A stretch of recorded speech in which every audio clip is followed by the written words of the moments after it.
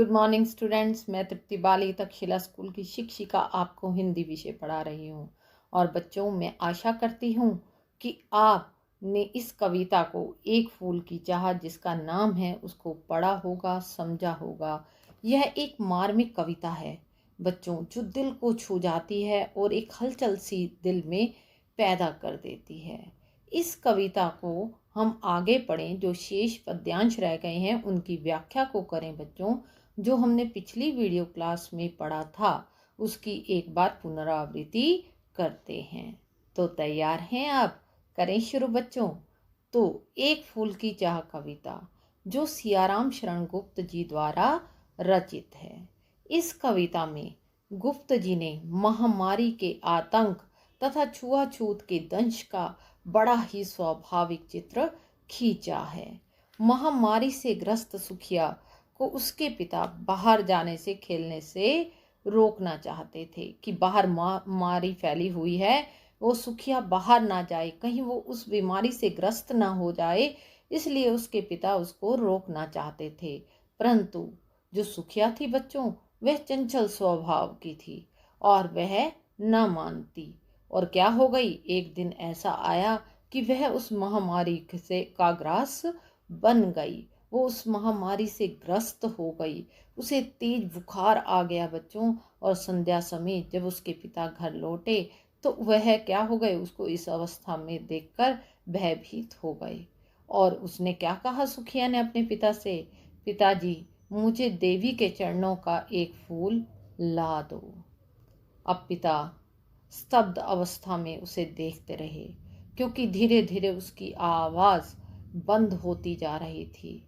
अब वो भयभीत अवस्था में थे बच्चों। जो पिता थे उन्हें ये समझ में नहीं आ रहा था वे क्या करें, क्योंकि एक तो साधनहीन, दूसरा धनहीन। तो उन्हें किस तरह से अपनी बेटी की इच्छा को पूर्ण करें, वे दिन से रात, रात से दिन यही सोचते रहते। और एक दिन वह क्या हो चल पड़े, मंदिर की ओर चल पड़े। अब वहाँ पर भक्तों की जो मंडली थी वो क्या गा रही थी, हे पतितों का उद्धार करने वाली माता, तेरी जय जयकार हो। इस तरह बोलते हुए, माता की जय जयकार करते हुए भक्तों की मंडली बढ़ती चली जा रही थी। और क्या हो गया, सुखिया का पिता भी उस मंडली में शामिल हो गया। अब एक चमत्कार लगा सुखिया के पिता को कि क्या हुआ है कि किसी ने जैसे धकेलते हुए उसे पुजारी तक पहुंचा दिया है। और वह पुजारी जी के आगे एकदम सामने आकर खड़ा हो गया। और वह क्या देखता है, उससे पुजारी जी से माता के चरणों का फूल मिल गया। तो अब बच्चों पढ़ेंगे आगे। क्या आप तैयार हैं? शुरू करें बच्चों आगे पढ़ने के लिए।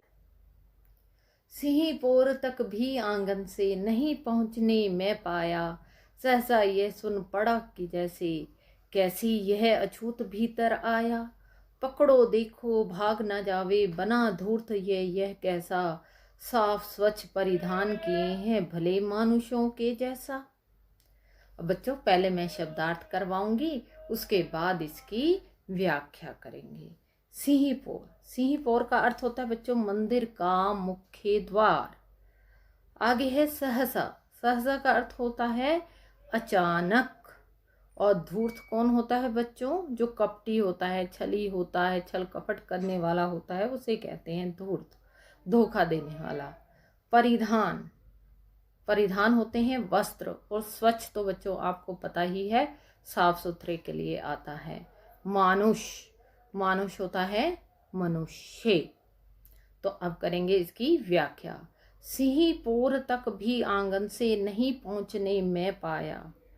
सुखिया के पिता जब फूल लेने मंदिर में जाते और फूल लेकर बाहर ही निकल रहे होते हैं, अभी वो आंगन तक भी, मुख्य द्वार तक भी मंदिर के नहीं पहुंच पाते, तो उन्हें पहचान लिया जाता है। और कोई उन्हें पहचान लेता है तो सहसा, सहसा मतलब अचानक, अचानक उनके कानों में आवाज पड़ती है। क्या आवाज सुनाई देती है कि क्या यह अछूत मंदिर के भीतर कैसे आ गया। अब कोई सुखिया के पिता को पहचान जाता है और कहता है कि यह अछूत भीतर मंदिर में कैसे आ गया, जबकि इनका आना निषेध है। फिर वो क्या कहते हैं, पकड़ो देखो भाग ना जावे, बना धूर्त है यह कैसा, कि इसे पकड़ लो सावधान रहो, कहीं यह दुष्ट भाग ना जाए। ये धूर्त मतलब ये छली, ये कपटी, ये धोखा देने वाला दुष्ट कहीं भाग ना जाए, इसे क्या करो, पकड़ लो। ये कैसा, साफ स्वच्छ परिधान किए हैं भले मानुषों के जैसा, ऊपर के से तो साफ सुथरे कपड़े पहनकर भले आदमियों जैसा रूप बनाए हुए है, और अंदर से क्या है, कहता है अंदर से ये क्या है, महापापी है, नीच है, धूर्त है, धोखा देने वाला है, दुष्ट है। तो कवि क्या कहते हैं, एक बार फिर से समझें। जब सुखिया का पिता फूल लेकर मंदिर के मुख्य द्वार तक पहुंचते हैं, तभी अचानक क्या होता है कि उन्हें कोई पहचान लेता है, और क्या आवाज सुनाई देती है कि यह अछूत भीतर के मंदिर कैसे आ गया, इस धूर्त को पकड़ लो, इस नीच को पकड़ लो, देख लो कहीं ये भाग ना जाए। और ये क्या है, कैसा कपटी है, कैसा छली है, कि साफ सुथरे कपड़े पहनकर भले मानुष जैसे होते हैं, मनुष्य होते हैं मंदिर में आने वाले, वैसे वस्त्र पहनकर आ गया है। पापी ने मंदिर में घुसकर किया अनर्थ बड़ा भारी, कलुषित कर दी है मंदिर की चिरकालिक शुचिता सारी। हे क्या मेरा कलुष पड़ा है देवी की गरिमा से भी, किसी बात में हूँ मैं आगे माता की महिमा के भी। तो यहाँ पर जो सुखिया के पिता को क्या करते हैं, जब पहचान जाते हैं बच्चों, तो वो क्या करते हैं, कहते हैं कि ये पापी है, इसने मंदिर में घुसकर क्या कर दिया है, अनर्थ कर दिया है, बहुत बड़ा पाप कर दिया है। अनर्थ मतलब पाप। कलुषित कर दी है मंदिर की चिरकालिक शुचिता सारी। कलुषित का अर्थ होता है बच्चों अपवित्र, चिरकालिक लंबे समय से, शुचिता होता है पवित्रता। तो क्या कह रहे हैं, इसने मंदिर में प्रवेश करके क्या कर दिया है, लंबे समय से जो मंदिर की पवित्रता थी उसे अपवित्र कर दिया है, उसकी पवित्रता को नष्ट कर दिया है। ए क्या मेरा कलुष पड़ा है देवी की गरिमा से भी। अब क्या कर रहे हैं, जो भक्त जन है, भक्त मंडली है, वो उसको पकड़ लेती है सुखिया के पिता को, और कहती है कि तुमने इस मंदिर की पवित्रता को नष्ट कर दिया है। तो वो क्या कहता है, कहता है कि भक्त जनों को कहता है, क्या मेरा कलुष पड़ा है, कलुष मतलब पाप, क्या मेरा पाप देवी की गरिमा से भी, गरिमा अर्थात महानता, तो क्या मेरा पाप देवी की महानता से भी बड़ा हो गया। किसी बात में हूँ मैं आगे माता की महिमा के भी, क्या मैं माता की महिमा, उसका जो महत्व है उससे भी अब आगे, मतलब उससे भी बड़ा हो गया मैं, मेरी जो अछूत जाति है क्या उसकी महिमा से बढ़कर हो गई। तो वो यहाँ पर ये कहता है कि वो माता तो पापों को ताड़ने वाली है, पतितों का उद्धार करने वाली है, तो वो तो महान है, उसका महत्व इतना है, तो फिर मैं उसके आगे क्या हूँ। तुम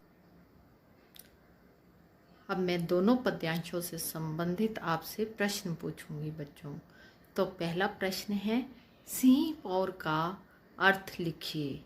प्रश्न नंबर 2, सुखिया के पिता को धूर्त क्यों कहा गया। प्रश्न नंबर 3, सुखिया के पिता पर क्या आरोप था। प्रश्न नंबर 4, पद्यांश में मैं किसके लिए प्रयुक्त हुआ है। जो हमने पढ़ा है बच्चों पद्यांश, उसमें मैं का प्रयोग हुआ है, तो ये किसके लिए हुआ है ये आपको बताना है। तो अब चलते हैं आगे। कि भक्त हुए तुम कैसे करके यह विचार खोटा, माँ के सम्मुख ही माँ का तुम गौरव करते हो छोटा।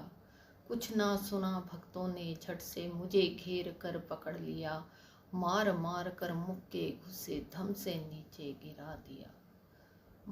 क्या था, जो सुखिया के पिता थे उन्हें क्या किया था, भक्त मंडली के लोगों ने पकड़ लिया था। उन्होंने ये कहा कि इसने मंदिर की जो पवित्रता है उसको नष्ट कर दिया है।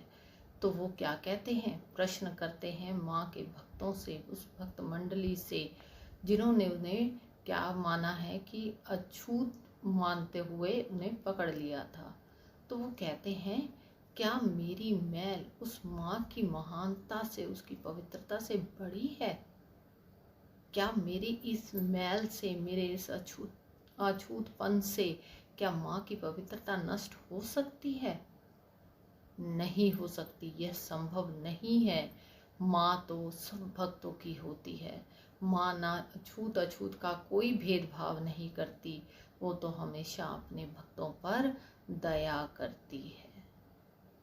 तो वो कहते हैं भक्तजनों से, तुम माँ के भक्त हुए तुम कैसे करके यह विचार खोटा? तुम उसकी महिमा पर शक कर रहे हो, उसको छोटा बता रहे हो, उसकी पवित्रता को। तो तुम कैसे भक्त उस माँ के? तुम्हारे मन में ये नीच विचार आया ही कैसे? वो माँ तो अपरंपार है, किसी तरह का कोई भेदभाव नहीं करती। माँ के मुख ही माँ का तुम गौरव करते हो छोटा, उसकी महानता को तुम उसी के मंदिर में रहकर कम कर रहे हो, मुझे ये बताते हुए कि तुमने क्या कर दिया है, इस मंदिर की पवित्रता को, इस माता की महिमा को कम कर दिया है। सुना न भक्तों ने कुछ, झट से मुझे घेर कर पकड़ लिया। भक्तों ने उसकी बात को अनसुना करते हुए उसे सभी तरफ पकड़ के चारों तरफ से घेर कर पकड़ लिया और मारा पीटा, मुक्के मारे, घूसे मारे, बच्चों धम से नीचे गिरा दिया। और उसे, वो क्या हो गया, सब उसे पीट रहे थे तो वो एक नीचे गिर गया और फिर भी उसे पीटते जा रहे थे। आया बच्चों समझ में? जी पिता जो अपनी बेटी के लिए फूल लेने गया था, सिर्फ उसकी एक इच्छा पूरी करने गया था, तो इस भावना ने, ये छूत अछूत की जो समाज में फैली भावना थी, उसने ये पिता की इच्छा को, जो वो बेटी के लिए लेने गया था फूल, उसको पूर्ण नहीं होने दिया। आगे चले बच्चों। मेरे हाथों से प्रसाद भी बिखर गया, हाँ सबका सब, हाय अभागी बेटी तुझ तक कैसे पहुंच सके ये अब। न्यायालय ले गए मुझे वे 7 दिवस का दंड विधान, मुझको हुआ था मुझसे देवी का महान अपमान।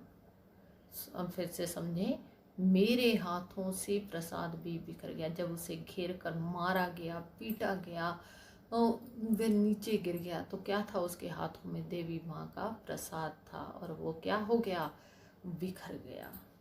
हाय अभागी बेटी तुझ तक कैसे पहुंच सके ये अब। वह मार से उसे, बच्चों कुछ नहीं, वो पिट रहा था, वो नहीं था कि वो मैं पिट रहा हूँ तो कैसे होगा, मैं मर जाऊंगा या मुझे चोट लग जाएगी, नहीं, उसे प्रसाद उसके हाथ से बिखर गया था, तो उसे अपनी बेटी का ही ध्यान आ रहा था। और कहता है कि अपनी बेटी को अभागी बता रहा है कि वो प्रसाद ना पा सकी, हाथ में आया हुआ भी प्रसाद नहीं पा सकी। कैसे पहुंच सके ये अब, कि यह प्रसाद उस तक कैसे पहुंच सकेगा? वो सोच में पड़ गया। न्यायालय ले गए मुझे वे 7 दिवस का दंड विधान, मुझको हुआ था मुझसे देवी का महान अपमान। उसे क्या किया गया? भक्त मंडली में से लोगों ने न्यायालय ले गए उसे, और कोर्ट वगैरह कहते हैं बच्चों जिसे, 7 दिन का दंड विधान और 7 दिन की सजा सुना दी गई। मुझको हुआ था मुझसे देवी का महान अपमान, मुझसे ये कहलवाया गया, ये कहा गया, मुझे ये मानना पड़ा कि हाँ मुझसे देवी का अपमान हुआ है। मैं मंदिर में अछूत होते हुए भी क्या किया है? देवी के मंदिर में गया हूँ। इसकी सजा मिली उसको बच्चों, कि अछूत होकर वो मंदिर में चला गया। तो करने क्या गया था? एक बेटी के लिए फूल लेने ही तो गया था, पर लोगों ने उसकी भावना को ना समझते हुए उसे मारा पीटा, जहाँ तक कि उसे कोर्ट भी ले गए, न्यायालय ले गए, और उसे 7 दिन की सजा सुनाई गई। आया बच्चों समझ में? तो अब करेंगे इसके दोनों पद्यांशों से संबंधित प्रश्नोत्तर। तैयार हैं बच्चों अब आप इसके प्रश्नोत्तर करने के लिए? प्रश्न नंबर 5, भक्तों ने सुखिया के पिता की बात क्यों नहीं सुनी? प्रश्न नंबर 6 बच्चों, सुखिया के पिता को किस बात का दुख था? प्रश्न नंबर 7, सुखिया को अभागी क्यों कहा गया है? और प्रश्न नंबर 8, सुखिया के पिता को न्यायालय क्यों ले जाया गया? तो बच्चों आज के लिए इतना ही। शेष भाग जो पाठ का है और प्रश्नोत्तर अभ्यास के वो अगली वीडियो क्लास में पढ़ेंगे। धन्यवाद।